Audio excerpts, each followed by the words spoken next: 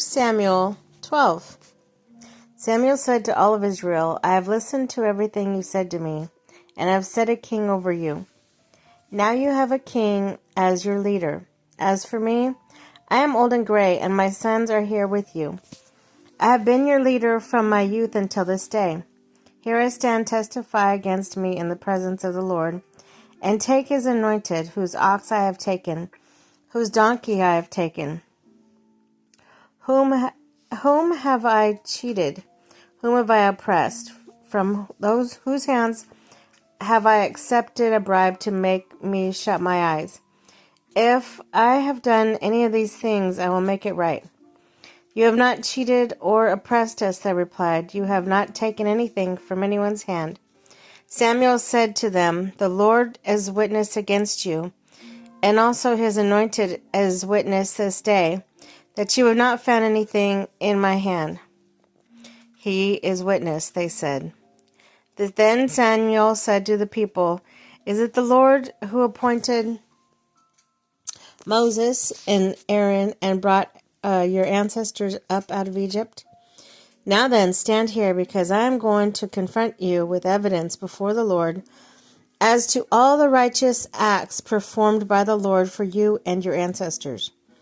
After Jacob entered Egypt, they cried to the Lord for help, and the Lord sent Moses and Aaron, who brought your ancestors out of Egypt and settled them in this place. But they forgot the Lord their God, so he sold them into the hand of Sisera, the commander of the army of Hazar, brought into the hands of the Philistines and the king of Moab, who fought against them. They cried out to the Lord and said, We have sinned, we have forsaken the Lord and served the Baals and the Ashtaroth. But now deliver us from the hands of the enemies, and we will serve you. Then the Lord said to Jerubbaal, Barak, Jephthah, and Samuel, He delivered you from the hands of your enemies all around you, so that you lived in safety. But when you saw the Nahash, king of Ammonites, was moving against you, you said to me, No, we want a king to rule over us, even though the Lord your God was your king. Now there is a king you have chosen, the one you asked for.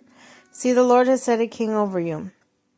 If you fear the Lord and serve and obey him, do not rebel against his commands, and if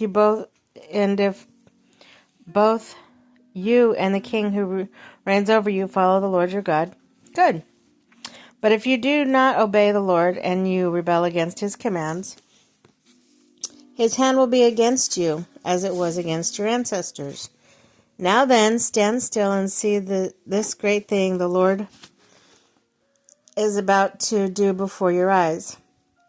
Is it not wheat harvest now? I will call on the Lord to send thunder and rain, and you will realize what an evil thing you did in the eyes of the Lord when you asked for a king. Then Samuel called on the Lord, and that same day the Lord sent thunder and rain. So all the people stood in awe of the Lord and of Samuel. All the people said to Samuel, Pray the Lord your God for your servant, so that we will not die. For we have added to all of our sins the evil of asking for a king.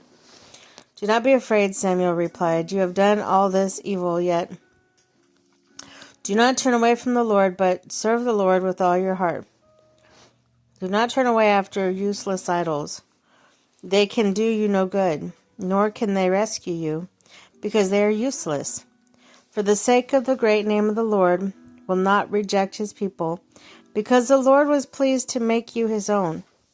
As for me, far be it from me that I should sin against the Lord by failing to pray for you.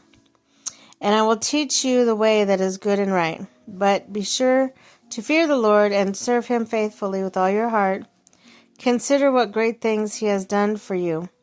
Yet, if you perish in doing evil, both you and your king will perish.